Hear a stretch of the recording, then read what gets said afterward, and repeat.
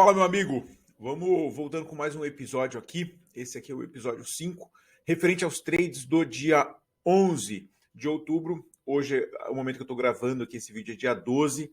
Na verdade, eu gravei ontem no final do pregão, deu algum problema, não consegui salvar o vídeo. Então, eu estou regravando aqui. Você está vendo com um pouquinho de atraso em relação à data dos trades realizadas, tá bom? Vamos lá, eu vou começar mostrando os trades aqui. E no final do vídeo eu quero te falar um pouco sobre os tipos de erro que acontecem na execução das estratégias aqui no robô, quais são os tipos que podem acontecer, quais deles que você tem que se preocupar, quais deles que você tem que resolver e quais que não estão na sua mão, tá? Então a gente vai tratar dessa forma. CSN, os trades aconteceram na data de ontem, foram 2. No sistema do estocástico lento de 5 períodos, quando a entrada acontece quando o candle fecha com o estocástico abaixo de 30. No primeiro candle do dia, ele fechou nessa condição. A compra é bem na abertura do candle seguinte, aconteceu aqui nesse ponto, e a saída acontece quando fecha acima de 70, quando o estocástico lento fecha acima de 70, tá? Então, aqui tivemos um lucro bem legal no primeiro trade. No segundo trade, aconteceu nesse ponto, porque fechou também abaixo de 30, com o estocástico lento, e a saída aconteceu no final do dia, aqui por questão do horário. Depois temos Soma entrando aqui pelo sistema do IFR4, tá? IFR4 é um sistema muito simples, desenvolvido pelo Larry Connors. Ele usa aqui o IFR de 4 períodos, com o gatilho de entrada, o fechamento do candle, que proporciona aqui o IFR abaixo de 30, e a saída acontece quando o IFR fecha acima de 55. Aconteceu aqui logo na abertura do dia, com uma saída aqui por volta de meio-dia e 45, porque teve a condição de entrada e condição de saída, né? E depois mais uma condição de entrada nesse ponto, com a condição de saída alguns candles depois. Perceba que esse tipo de sistema aqui permite mais de uma entrada, né? Muitas vezes acontece isso, mais de uma entrada no mesmo ativo, né? Então, para quem trabalha com 15 minutos e quer bastante operação, isso daqui acaba sendo um sistema para ser observado, tá? Lembrando que o objetivo aqui dessa série não é chegar na conclusão de qual é o melhor sistema, de qual é o melhor time frame. Não é esse o objetivo, tá? O objetivo aqui é estressar os testes, entender quais são os riscos, quais são os problemas, onde apresentam falhas. O objetivo principal é esse, tá? Rapvida, a gente está trabalhando com o sistema do Terminator. A entrada acontece quando no IFR2 um candle fecha abaixo de 5 aqui, tá? No índice de força relativa. E a saída acontece quando um candle fecha acima da média móvel aritmética de 5. Então, aqui nós tivemos a entrada e saída em lojas Renner. A próxima entrada que aconteceu já aconteceu fora do limite de horário, então ele não entra. Eu falei lojas Renner, eu quero dizer Rapvida, tá? Lojas Renner é a próxima, que também trabalha aqui no mesmo sistema. Olha que candle bonito esse, foi o candle que deu a saída. A entrada aconteceu logo nas primeiras barras aqui, 11 da manhã. Entrou aqui na abertura desse candle, saiu aqui no fechamento, né? Aí na abertura do próximo candle. VBBR3, a gente utiliza o sistema fechou fora, fechou dentro, utilizando a banda de Bollinger aqui como um critério para envio de ordens, tá? Quando ele fecha abaixo da banda inferior, você envia a ordem de compra, e quando ele fecha acima da banda inferior, que foi nesse caso, encerra a operação.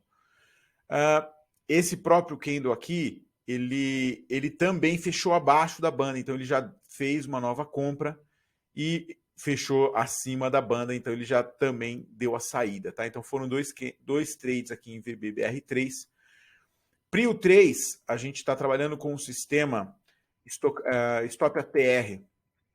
Stop ATR é um indicador de volatilidade você coloca aqui no seu gráfico, e quando ele fecha acima do stop ATR, significa que está iniciando uma tendência de alta. Então é o momento de comprar o ativo, você fica comprado até que um candle feche abaixo do stop ATR, que está aqui representado na cor verde. Quando fecha abaixo aqui, é o ponto de saída. Nesse caso aqui, a gente teve mais um problema, tá? E esse aqui não é um problema de código, então daqui a pouco a gente vai falar sobre os tipos de problema, né?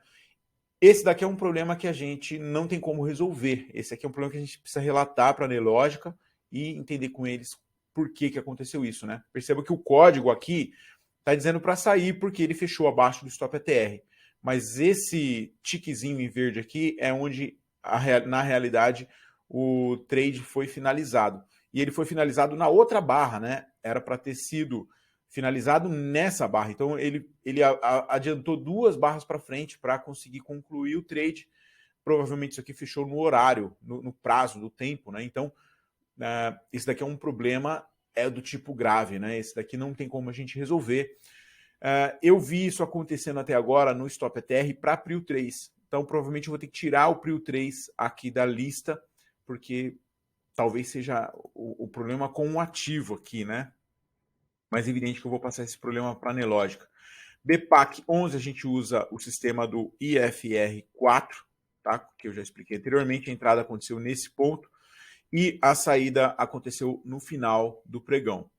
E Duque, a gente utiliza também o Stop ATR, igualzinho lá do Prio 3. A entrada aconteceu no ponto certo, que deveria, quando fechou acima do Stop ATR aqui, e a saída aconteceu um pouco depois, da mesma forma que do Prio 3, né? Era para ter acontecido na abertura desse candle, porque quando ele fecha abaixo aqui, é o gatilho de saída, né?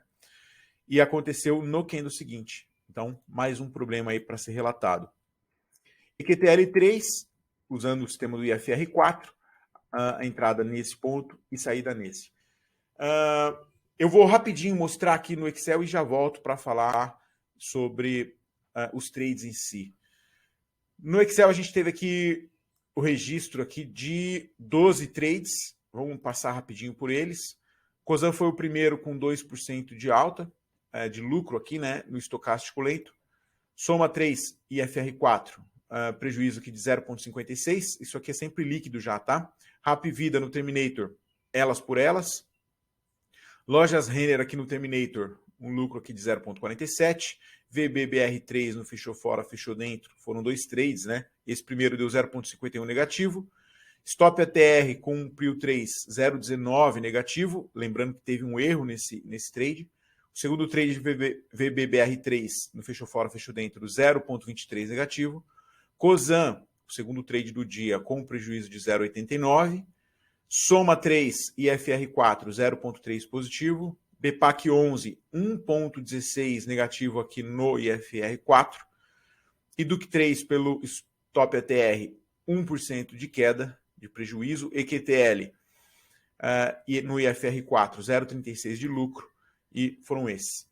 Quando a gente tiver mais rastreios aqui, a gente vai conseguir fazer um comparativo deles aqui, tá? Agora, vamos lá. Quais são os tipos de erro que a gente tem observado aqui?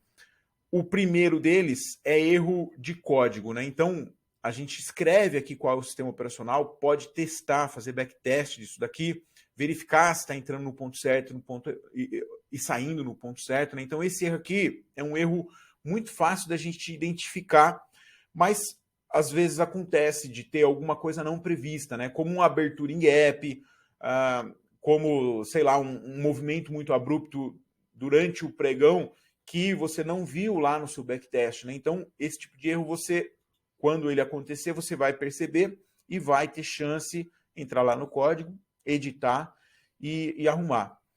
O outro erro, quando a gente monta o robô, a gente tem alguns parâmetros aqui, ó. Esses aqui são os robôs, tá? A gente tem alguns parâmetros para configurar relacionados a tempo, o período de entrada, período de saída. Aqui a gente pode também cometer algum erro, tá? Também é fácil de você resolver. Quando você percebe que tem algum erro lá, você vem, edita e corrige. O outro tipo de erro é um que não esteja ligado nem ao código, ou seja, o código está correto, Os parâmetros aqui de entrada e saída também estão corretos e mesmo assim o envio da ordem acontece no momento errado ou ele não acontece quando era para ter acontecido. Esse aqui é um erro mais complicado, um erro provavelmente aqui da Nelogica. Esse a gente tem que documentar e passar para eles, para que eles possam resolver, né? Aqui a gente tem que trabalhar numa visão de parceria, né? Eu não tenho nenhum tipo de relação com a Nelogica, mas é claro que somos parceiros aqui, né? Eles estão entregando para a gente uma ferramenta que a gente utiliza e se a gente precisar de melhorias na ferramenta, a gente deve comunicar para eles. Se a gente tiver com algum problema na parceria, não é uma questão de encontrar culpado, é uma questão de documentar para que esses problemas sejam resolvidos e a nossa ferramenta fique cada vez melhor. Tá bom? Se você tiver encontrado qualquer tipo de erro aqui que não seja de código e nem do parâmetro de execução, escreve aí nos comentários do vídeo, tá? Eu vou juntar todos esses erros aqui, vou entregar para a Nelogica para que a gente consiga melhorar aqui a nossa ferramenta, tá bom? Eu não pedi o like ainda, então deixa o like aí, se inscreve no canal se você não for inscrito ainda e amanhã a gente volta com mais um episódio aí da série. Um abraço, valeu, tchau!